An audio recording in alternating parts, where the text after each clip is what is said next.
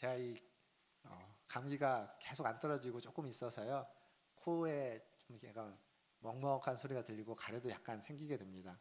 중간중간에 기침을 할 수도 있는데 조금 양해해 주시면 감사하겠습니다. 기다림. 여러분은 요즘 무엇을 기다리고 계시며 어떻게 기다리고 있습니까? 오래전에 저희 가정이 한 아이를 기다렸습니다. 둘째를 기다렸죠. 지민이 첫째를 되게 어렵게 낳았고 어렵게 낳으면서 이제 둘째를 기다리는데 그냥 가만히 있기보다는 둘째를 기다리면서 운동도 하고 몸도 만들고 병원도 다니고 이렇게 해서 기다렸습니다. 근데 이게 기다리는데 잘 오지 않았습니다. 그래서 기다림의 한 방법으로 저기 동교동에 가면 동방사회복지회라고 있습니다. 그 동방사회복지회가 홀트 아동복지회랑 두 군데가 가장 대표적인데 입양하는 기관입니다. 동교동의 동방사회복지회에 가서 입양을 위한 교육도 받고 그리고 보건소 가서 신체검사 검사도 다 받았습니다. 준비를 다 했어요. 기다림의 하나의 방법으로 둘째를 기다리는 방법으로 입양을 선택했고 신청도 다 했습니다. 근데 그러다가 어느 날 갑자기 태민이가 소리 소문 없이 찾아온 겁니다. 미국에 가게 됐고 미국에 가서 한 3개월, 4개월 정도 됐는데 갑자기 태민이가 엄마를 찾아왔고 그리고 그 태민이를 우리는 기다리고 맞이해요. 지금은 저보다 몸무게가 더 많이 나가는 아이가 되었지만 그렇습니다. 엄마의 뱃속에서도 아시는 분은 아시겠지만 입덧이 굉장히 심해서 태민이를 낳는 날 아침까지 집에서 입덧하고 변기 붙잡고 입덧하고 갔습니다. 그렇게 힘들게 기다렸는데 그 힘든 기다림이 결국 좋은 결과를 준 거죠. 그러니까 기다림이라는 게 겉으로 보기에는 굉장히 수동적인 것 같습니다. 아무것도 안 하고 가만히 있으면 되는 것 같지만 사실 기다림은 그렇게 수동적이지 않습니다. 굉장히 능동적이고 그리고 굉장히 내적인 노력을 요하는 것, 그게 기다림입니다. 어제 결혼을 했지 않습니까? 태구와 소령자매가 결혼을 했는데 결혼하기 전에 아마 결혼을 하기로 결정하고 준비하는 과정이 제가 보기에는 굉장히 길었는데 한 봄부터 준비해서 이제 겨울에 결혼한 거니까요. 근데 이제 얘기를 들어보니까 요즘은 한 1년 반 정도는 준비를 한다고 합니다. 예식장도 적고 그래서 더 길게 하는 사람들이 많다고 해요. 근데 그 긴 기간 동안 그냥 가만히 있는 것이 아니라 예식장도 알아봐야 되고 신혼여행도 해야 되고 또 여러 가지 집도 또 혼수도 그러니까 여러 가지 것들을 준비하면서 기다리는 겁니다. 그러니까 기다림은 항상 그렇습니다. 그래서 기다림은 그 과정 속에서 이미 이루어질 것, 이미 우리가 만날 것들을 전제하게 되는 것, 그게 기다림이라고 이야기할 수 있습니다. 그렇게 보면 지금 이제 성탄절에 한 열흘 정도 남았나요? 열흘 남았는데 이 성탄절로부터 앞에 한 달, 4주 전을 그 한 달간의 기간을 일명 대림절이라고 합니다. 교회의 그런 어떤 기본 절기 말고 교회력을 우리는 많이 따르고 있지는 않기 때문에 제가 대림절 얘기를 많이 할 일은 없지만 지금이 대림절 기간입니다. 근데 이 대림절이라는 게 뭐냐면 주님을 기다리는 기간으로 한 달을 하고 있습니다. 처음 오셨던 주님, 첫 성탄의 그 주님을 기억하고 또 그 주님을 다시 만나고자 하는 기다림이 있을 뿐만 아니라 다시 오시는 주님을 사모하고 기다리는 시간, 이게 성탄을 기다리는 우리의 마음의 자세인 겁니다. 그러니까 이 기다림 속에는 이미 만났던 주님에 대한 추억이 있고 또 다시 오실 주님에 대한 만남에 대한 기대함이 있는 겁니다. 결국 기다림이라는 건 어떤 의미로 아직 이루어지지 않았지만 이미 이루어질 것 같은, 그리고 그것을 지금 여기에서 이미 경험하는 것. 그래서 기다림은 다른 말로 말하면 기다림은 곧 만남이다 라고 이야기할 수 있습니다. 사랑하는 성도 여러분, 이 성탄의 계절에 이미 오신 주님 그리고 다시 오실 주님을 기다림으로 만나고자 주님 앞에 나아가는 저와 여러분 다 되시기를 주님의 이름으로 축원드립니다. 그래서 그 기다림 속에서 이미 주님을 만나고 그 기다림 속에서 이미 주님을 경험하고 주님의 은혜를 받는 저와 여러분 되시기를 한 번 더 축원드립니다. 근데 이제 실제로 우리가 주님을 얼마나 기다리고 있나요? 간절히 주님을 기다리고 계십니까? 벌써 오래된 얘기 같지만 2020년도에 어떤 일이 있었냐면 코로나19라고 하는 코로나가 있었습니다. 팬데믹이라 부르는 그때 교회에서 예배를 드리지 못하고 집에서 영상으로 예배를 드려야만 하는 때가 있었습니다. 2020년도에는요 거의 한 6개월 가까이를 집에서 여러분들이 예배를 드렸습니다. 그때 많은 사람들이 교회에서 예배 드릴 날을 기다렸습니다. 간절했고 심지어는 교회에 왔다 가시는 분들도 계시고 뭐 그랬습니다. 근데 시간이 지나서 지금 이제 일상으로 돌아오고 만 4년 지난 거죠. 만 4년이 지났는데 지금 와서 그때의 그 간절한 기다림이 별로 그렇게 느껴지지는 않습니다. 그 간절함과 그 기다림은 온데간데 없이 사라져 버렸습니다. 성탄을 앞두고 우리는 처음 오신 예수님을 기억하면서 다시 오실 예수님을 기다린다. 그 약속을 기억하고 기다린다라고 말씀드렸습니다. 근데 이 얘기에 우리가 기억하고 우리가 기다리고 우리가 다시 오실 주님의 약속을 기억하고 다시 오실 주님을 기다리는 우리의 기다림에 우리는 방점을 찍는 중심에 두는 경향이 있습니다. 하지만 사실 잘 생각해 보면 우리가 기다리는 것보다 주님이 우리를 기다린, 그러니까 주님을 만나고 나면 알게 됩니다. 아, 내가 주님을 기다린 것보다 주님이 나를 더 오랫동안 기다리셨구나 라는 것을요. 오늘 우리가 읽었던 본문의 18절도 그렇게 시작하고 있습니다. 뭐라고 시작하냐면 18절이 아까 읽었지만 그러나 여호와께서 기다리시나니, 여호와께서 우리를 기다리신다라고 이야기하고 있습니다. 근데 이 이사야서 30장은요 그 앞부분의 그 배경을 보면 굉장히 뭐라고 할까요? 어두운 이야기입니다. 분명 주님에 대한 기다림으로 18절은 시작되지만 그 앞에 9절, 10절, 11절에 보면 그 시대의 사람들은 주님을 기다리는 사람들이 아니었습니다. 기다리지 않은 것뿐만 아니라 심지어 주님을 배척하기조차 했던 시대. 한번 볼까요? 이사야서 30장 11절입니다. 30장 11절 화면에도 있는데 같이 한번 읽어보겠습니다. 시작. 너희는 바른 길을 버리며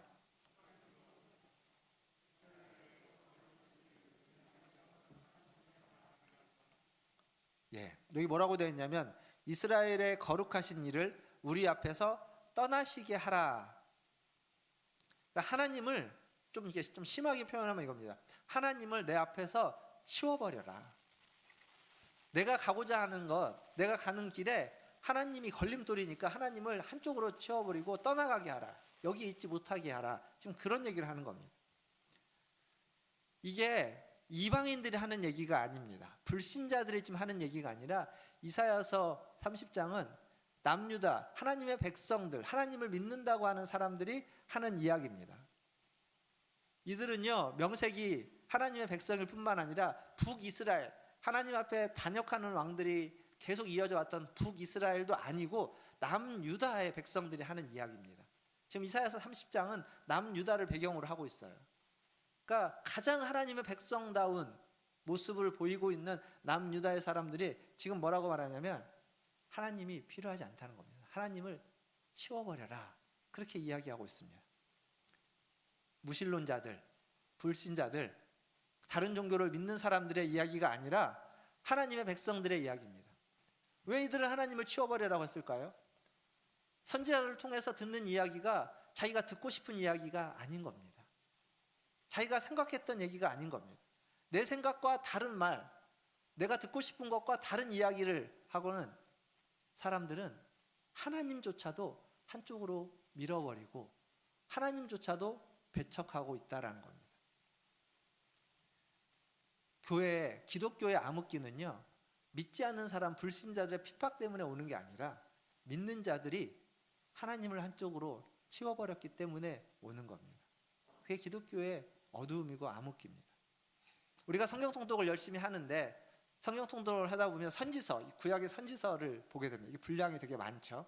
이사야, 예레미야, 에스겔로부터 시작해서 마지막 말라기까지 굉장히 많은 분량인데 그 선지서들의 이야기는 이스라엘 백성들을 향해서 너희가 하나님 앞에서 범죄했다, 돌이켜라 이 얘기입니다. 그들에 대한 심판을 이야기하고 책망을 이야기합니다. 근데 잘 보시면요 거의 90% 이상이 이방에 대한 이야기가 아니라 하나님의 백성으로 불리는 이스라엘과 유다에 대한 이야기입니다. 그러니까 선지자들의 메시지는 간혹 이방이 나와요. 니느웨도 나오고 모압도 나오고 암몬도 나오기는 하지만 이방에 대한 얘기는 아주 적게 나오고 대부분은 다 하나님의 백성들에게 회개하라고 요청하고 외치는 이야기들입니다.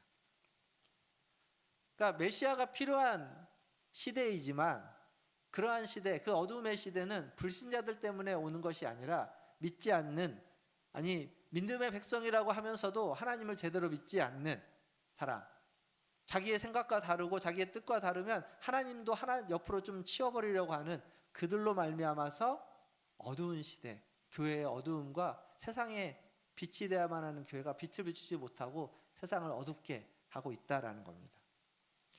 우리가 착각하는 건 그겁니다. 믿지 않는 사람이 세상을 어둡게 하고 믿지 않는 사람이 세상을 망친다고 이야기하지만 예, 맞습니다. 그러나 그 어두움을 밝히 비춰야만 하고 그 망가져가는 세상을 바르게 세워야만 하는 일은 믿는 자들에게 주어져 있는데 믿는 자들이 제대로 그 역할을 하지 않고 하나님을 배척해 버리니까 세상이 그렇게 되어가는 거죠. 예수님이 빛으로 세상에 왔지만 유대인들은 예수님을 메시아를 받아들이지 않았습니다. 우리의 모습, 이게 지금 이스라엘 백성들만의 이야기가 아니라 지금 우리의 모습이기도 하다라는 사실이 우리는 무서움을 느끼고 두려움을 느끼면서 이 말씀을 받아야 됩니다. 이러한 시대, 하나님을 배척하는 그 시대에 하나님이 이스라엘 백성을 향해서 또 다른 메시지를 하는데 그게 오늘 읽었던 본문 18절입니다. 다시 한번 18절을 한번 보겠습니다. 본문 18절을 한번 같이 읽어보겠습니다. 18절입니다. 시작. 그러나 여호와께서 기다리시나니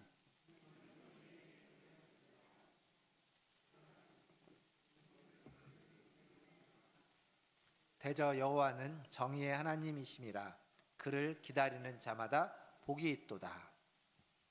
하나님을 배척하는 세대임에도 불구하고 하나님은 그들을 기다리셨습니다. 자기가 원하는 말만 해주고 자기가 듣고 싶은 것만 듣고 자기랑 맞는 얘기만 하면서 그렇지 않은 선지자들의 이야기, 그렇지 않은 하나님을 밀어내고 배척했던 그들을 하나님은 기다리셨습니다. 그리고 그 시대랑 지금 시대랑 똑같다면 마찬가지입니다. 지금도 하나님은 그들을 기다린 것처럼 기다리고 계신다는 겁니다. 왜 기다리실까요, 그러면? 하나님 무엇 때문에 우리를 그렇게 기다리실까요? 방금 우리가 읽었던 18절에 나와 있습니다. 그러나 여호와께서 기다리시나니 그 이유는 너희에게 은혜를 베풀려 하심이요 일어나시리니 그 이유는 너희를 긍휼히 여기려 하심이라. 은혜를 베풀고 긍휼을 베풀기 위해서 하나님 우리를 기다리고 있다라는 겁니다. 하나님을 필요로 하지 않는 세대조차, 하나님을 배척하는 사람들조차도 하나님은 기다리십니다. 그들에게도 은혜와 긍휼을 베풀기 위해서. 이렇게 주님의 기다림을 따르는 자, 아니 주님의 기다림을 알고 그것에 부응해서 주님을 기다리는 사람, 18절 마지막에 그렇게 나와 있지 않습니까? 그를 기다리는 자마다 복이 있도다. 내가 하나님을 기다리는 것보다 하나님이 먼저 우리를 기다려 주셨습니다. 그걸 알고서 우리도 하나님을 기다리는 자는 복이 있다라고 지금 이사야 선지자는 이야기하고 있습니다. 이 성탄의 계절, 우리가 주님을 기대하고 기다림에 앞서서 주님이 우리를 기다리고 있다, 기다리고 있었다, 지금도 기다리고 계신다라고 하는 사실을 잊지 마시기를 바라겠습니다. 그래서 우리를 기다리고 계시는 주님, 우리에게 은혜와 긍휼을 베풀어 주시기를 위해서 우리를 기다리고 계시는 주님, 그 주님께 오늘도 나아가시고 그 기다림에 부응해서 우리도 간절히 주님을 만나고 주님을 바라고 주님을 기다리는 그러한 주의 자녀들이 되기를 주님의 이름으로 축원드립니다. 근데 이 기다림이라고 하면 신약에 빼놓을 수 없는 이야기가 하나 있습니다. 우리가 잘 아는 이야기죠. 일명 탕자의 비유. 잃어버린 둘째 아들에 대한 이야기. 그리고 그 아들을 기다리는 아버지에 대한 이야기입니다. 그 이야기에서 그 둘째 아들이, 그 탕자가 돌아왔죠. 다시 돌아왔습니다. 이거 굉장히 잘한 일입니다. 그러나 그것보다 더 중요한 게 있습니다. 뭐냐면 아버지가 그 아들을 기다리고 있었다라는 겁니다. 아버지의 기다림은요, 아까도 제가 말씀드렸던 것처럼 소극적으로 그냥 가만히 앉아갖고 언제 오려나 하고 기다린 게 아닙니다. 아버지는 마을 어귀에 나가서, 우리 표현을 하면 동구 밖에 나가서 그가 오는 그 길을 매일 쳐다보면서 기다리고 있었던 겁니다. 생각해 보십시오. 그 둘째 아들이 아버지의 유산을 받아가지고 갈 때는 아마 화려하게 갔을 겁니다. 멋진 옷을 입고 막 듬직하게 갔을 겁니다. 근데 거기에서 그것을 다 탕진해버리고 돌아올 때 돼지가 먹는 쥐엄 열매도 먹을 수 없어서 돼지를 치다가도 아무것도 먹을 수 없어요. 그의 행색이 남루했을 겁니다. 깨재재하고 말라있고 입었던 옷들도 다 지저분하고 하는 그러한 모습으로 돌아오는 거예요. 돌아오면서 그는 무슨 생각을 했죠? 아버지의 집에는 품꾼조차도 먹을 것이 풍부한데, 내가 가서 품꾼만 해야 되겠다. 그러면 살만하니까. 그런 마음으로 돌아왔습니다.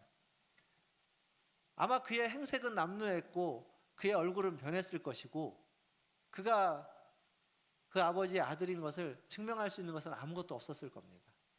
하지만 아버지는 그런 행색이 남루한 아들의 모습을 저 멀리서부터 단번에 알아볼 수 있었습니다.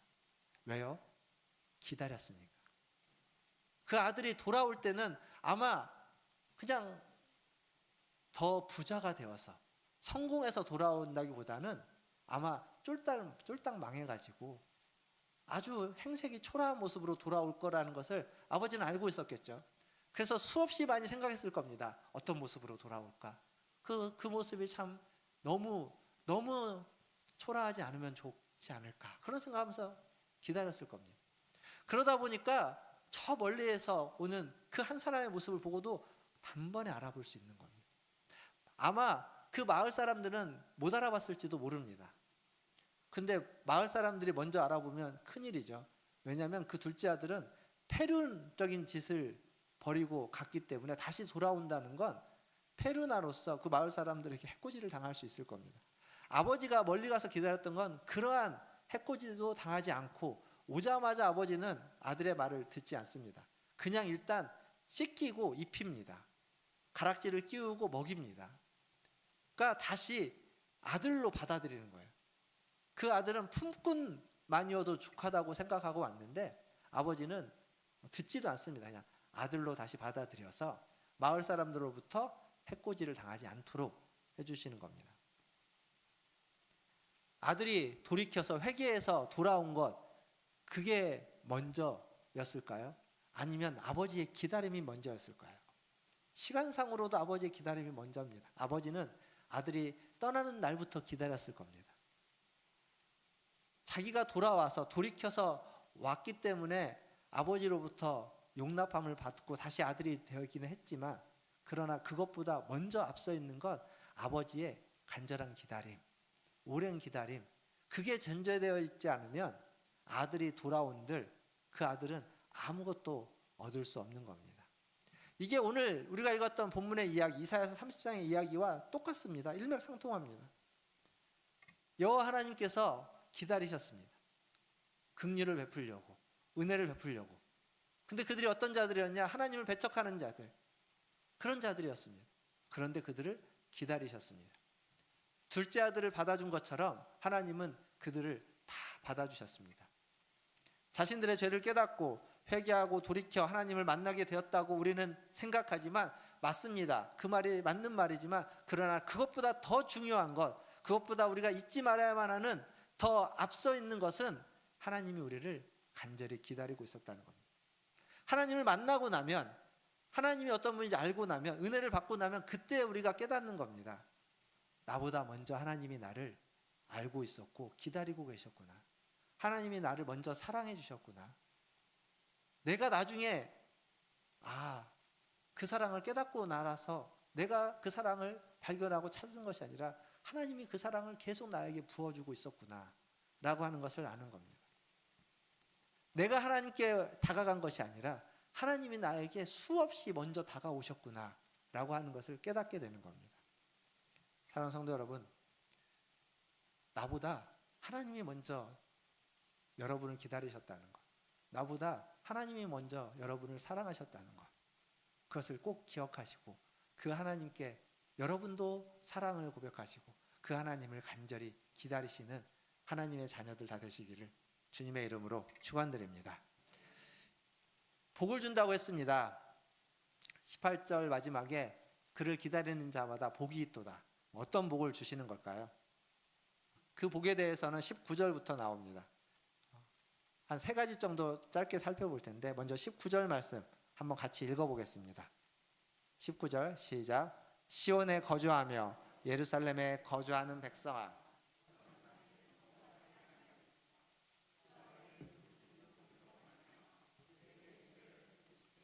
그가 들으실 때에 내게 응답하시리라. 아멘.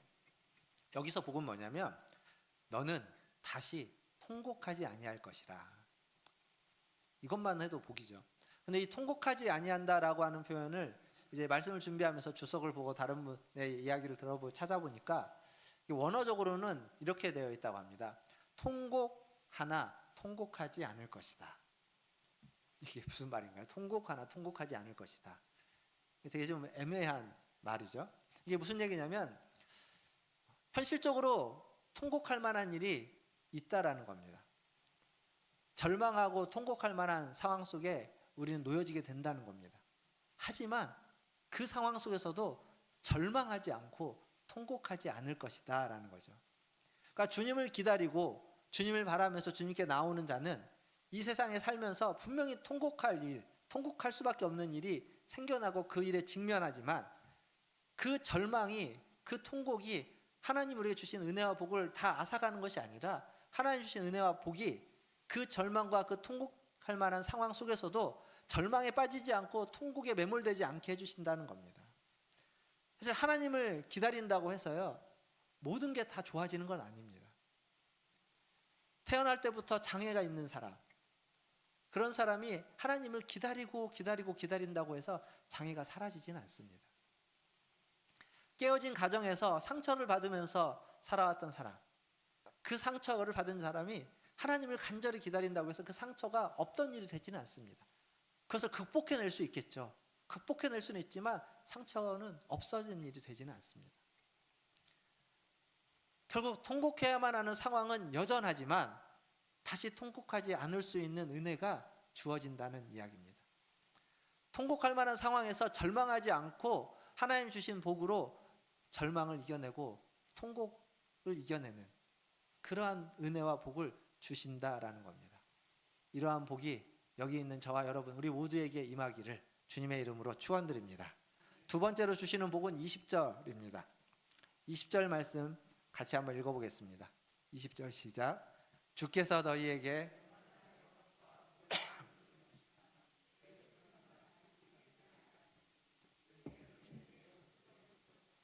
아멘. 자, 여기서 복이 뭘까요? 환난의 떡과 고생의 물을 주시나. 이게 환난의 떡과 고생의 물이 복일까요? 그건 아니겠죠. 복은 그 뒤에 이어지는 겁니다. 환난의 떡과 고생의 물이 있음에도 불구하고 내게 스승이 있다.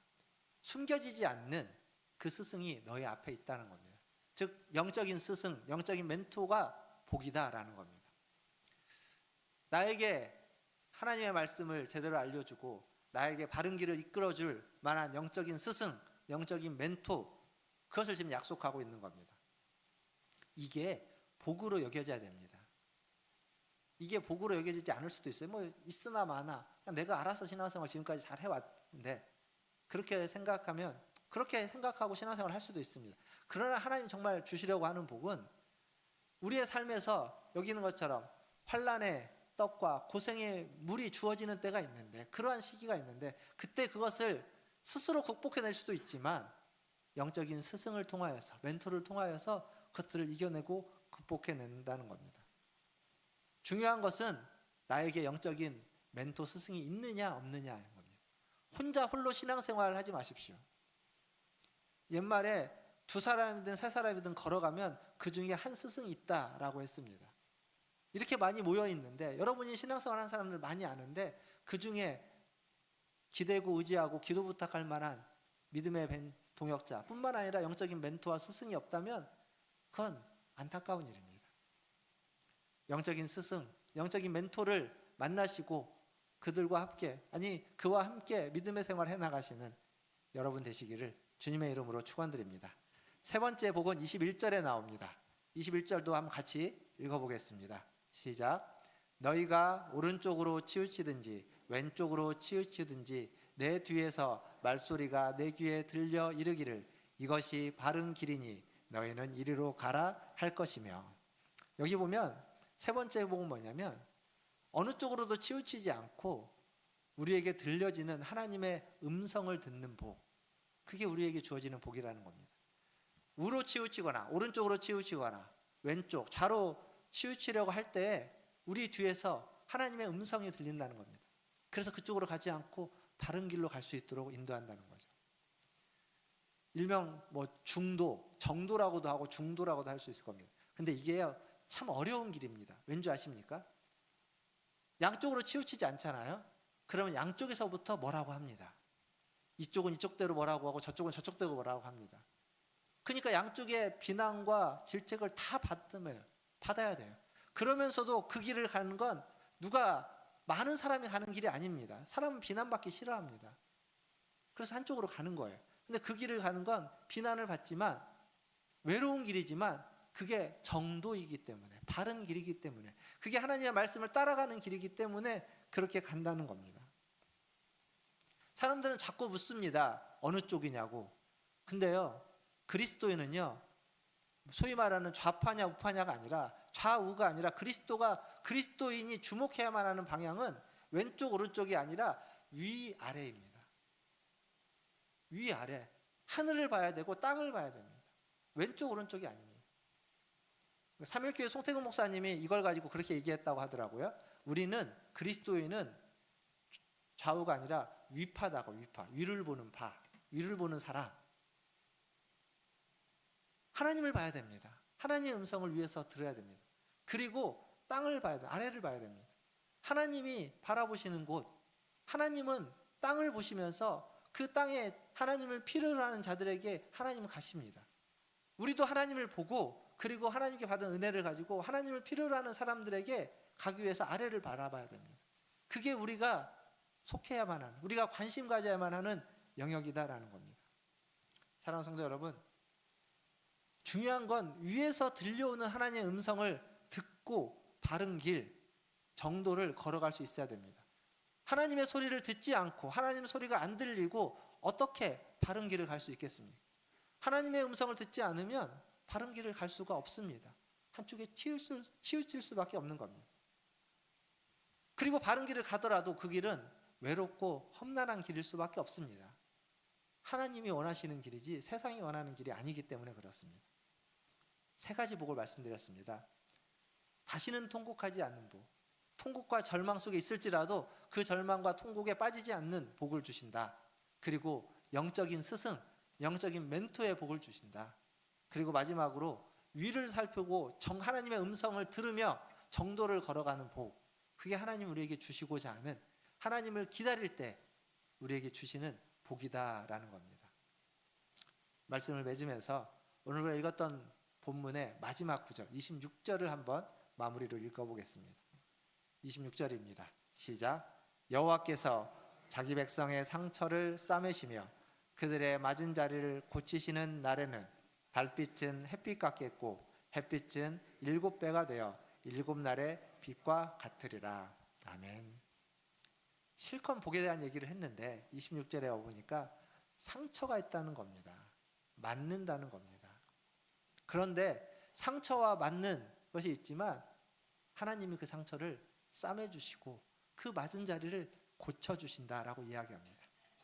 그래서 달빛은 햇빛처럼 빛나고 햇빛은 7배나 더 빛나게 된다라고 말합니다. 이게 무슨 얘기냐면 그날이 분명히 있다는 겁니다.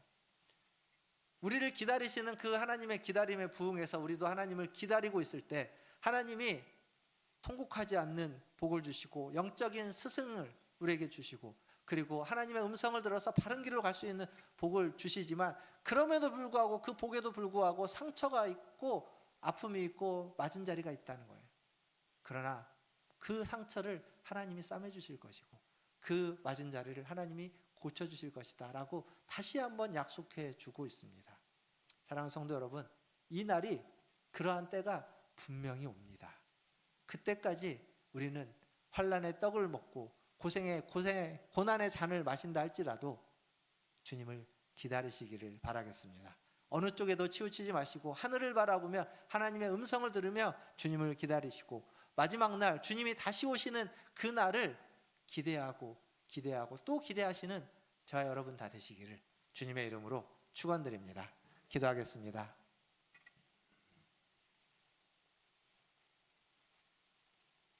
반주해 주세요.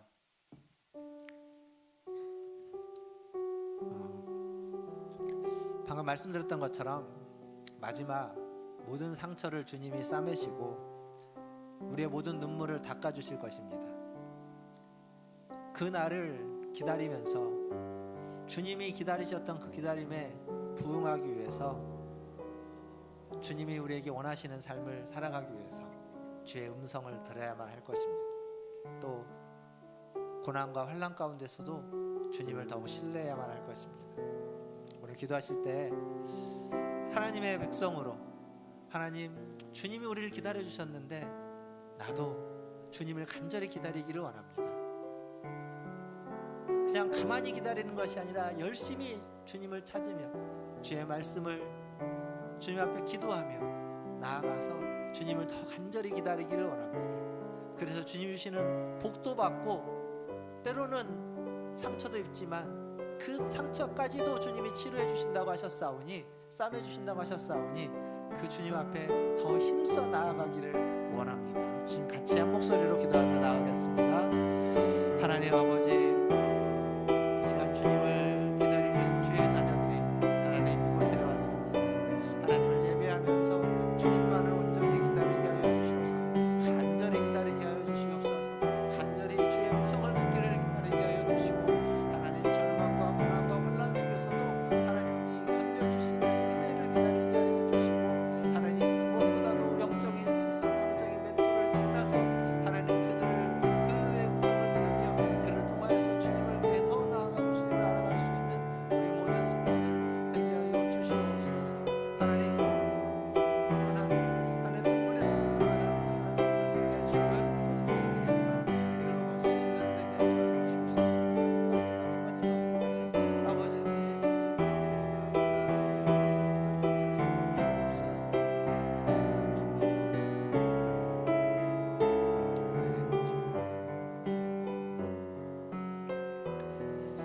하나님, 우리를 오래전부터 아시고 찾으시고 기다리신 하나님, 그 주님의 기다림에 부응하여 오늘 우리가 주님 앞에 나왔습니다. 우리를 받아 주시옵소서. 하나님, 우리도 그 주님을 기다리며 하나님, 우리도 그 주님을 더욱 사모하며 그 하늘에서 우리에게 주시는 주님의 음성을 듣고 주님이 원하시는 바른 길, 정도를 걸어갈 수 있는 그러한 우리 성도들 되게 하여 주시옵소서. 더불어서 주시려고 하는 그 복들, 영적인 스승의 복, 그리고 통곡하나 통곡하지 않는 절망적인 상황이지만 절망하지 않을 수 있는 그러한 믿음과 은혜의 복을 우리에게 허락하여 주시옵소서. 그럼에도 불구하고 받는 상처와 아픔과 고난 속에서 주님이 싸매어 주시고 주님이 고쳐주시고 주님이 품어주셔서 우리를 다시 일으키시고 다시 주님 앞에 간절히 기다릴 수 있는, 주님만 바라보고 주님만 의지할 수 있는, 어느 곳에도 치우치지 않고 하늘을 바라보며 땅을 바라보며 살아갈 수 있는 주의 자녀들 다 되게 하여 주시옵소서. 감사하며 예수님의 이름으로 기도하옵나이다. 아멘.